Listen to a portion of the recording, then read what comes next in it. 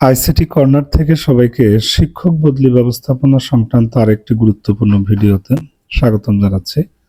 আমরা এই ভিডিওতে দেখব শিক্ষক বদলি ব্যবস্থাপনা সফটওয়্যারে কিভাবে ইউজার আইডি এবং পাসওয়ার্ড ব্যবহার করে লগ ইন করতে হয় এবং অন্যান্য প্রয়োজনীয় যে ইনফরমেশন আছে বা অপশনগুলো আছে সেগুলোর আসলে কি কাজ বা কি অবস্থা চলুন একটু দেখে নিই।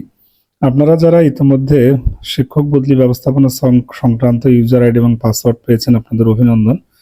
সেই প্রাপ্ত ইউজার আইডি এবং পাসওয়ার্ড দিয়ে মূলত আপনাদের লগ ইন করতে হবে। টেলিটক থেকে যে এসএমএসটা পাঠানো হয়েছে সেখানে কিন্তু এই বদলি ব্যবস্থাপনা সফটওয়্যারের লিঙ্ক দেওয়া আছে।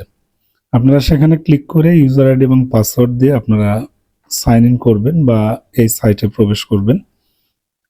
অবশ্যই সঠিকভাবে ইউজার আইডি পাসওয়ার্ড দেওয়ার চেষ্টা করবেন।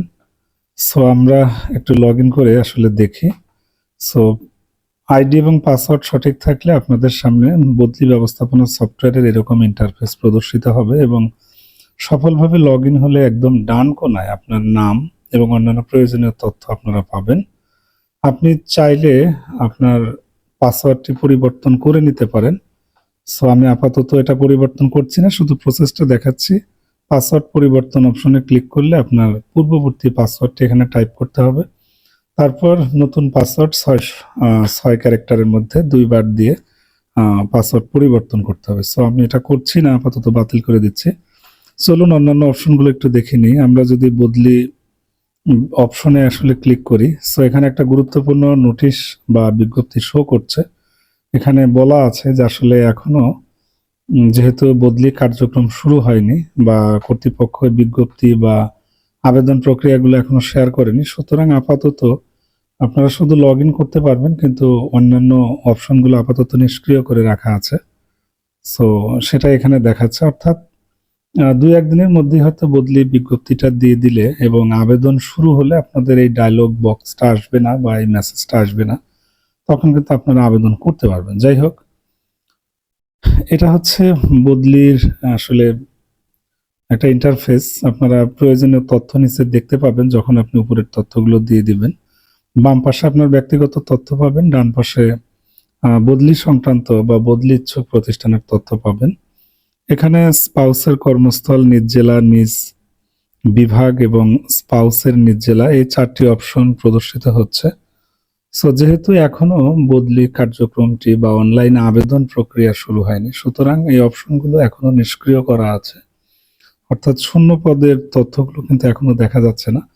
আমরা আশা করছি 2-1 দিনের মধ্যেই বিজ্ঞপ্তি দিয়ে দিবে, তখন আপনার পছন্দকৃত স্থানে বা যেখানে বদলি হতে চাচ্ছেন সেখানে আসলে আপনার বিষয়ে কি পরিমাণ শূন্য পদ রয়েছে কোন প্রতিষ্ঠানে আপনি বিস্তারিত জানতে পারবেন। সো আপাতত আমি প্রত্যেকটা অপশনে ক্লিক করে দেখেছি, এগুলো আসলে এখনো সক্রিয় করা হয়নি। সো আমরা প্রত্যাশা করছি খুব শীঘ্রই এগুলো সক্রিয় হবে, তখন আপনাদেরকে আরো ডিটেইলস জানিয়ে দেওয়ার চেষ্টা করব। আপনারা মানে জাস্ট শুধু একটু দেখেন, আর আগ বাড়িয়ে কোনো কিছু না করেই ভালো। ধীর স্থিরে সুস্থ মস্তিষ্কে আপনারা কাজ করবেন, এটাই হচ্ছে ব্যাপার।